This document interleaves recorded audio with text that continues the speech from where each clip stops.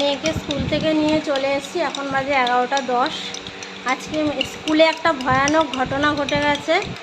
মেয়ে স্কুলে পরীক্ষা দিতে দিতে সেন্সলেস হয়ে গেছিলো। দিয়ে তারপরে আমি তো ওখানেই বসে থাকি, দিদিমণিরা ডাকলো, মাথায় ঠান্ডা জল ঠল দেওয়া হলো। এবার বাড়িতে কি করে নিয়ে আসবো, আমি তো গাড়ি করে নিয়ে যাই না ওকে। এবার খুব প্রবলেম, গাড়িটা ওখানে রেখে আসলো, যেই দোকানে রাখবো সেই দোকানটা বেশিক্ষণ, আমাকে আবার গাড়ি আনতে যেতে হবে। আমার বরকে ফোন করলাম, ও আবার গেল নিয়ে আসলো। এই দেখো মেয়ের অবস্থা। এখনই একটু নুন চিনি জল করে দিচ্ছি, ওআরএস করে দিচ্ছি, ওকে এখন শুয়ে রেখেছি। স্কুলে ঠান্ডা জল দিয়ে দিয়েছিলাম মাথার মধ্যে, পুরো হরহর করে ফ্রিজের জলের বোতল নিয়ে যাই, মাথার মধ্যে জল ঢেলে মুখে চোখে জল ঢেলে দিয়েছি, দিয়ে তারপরে ওখানে শুয়ে দিয়েছি।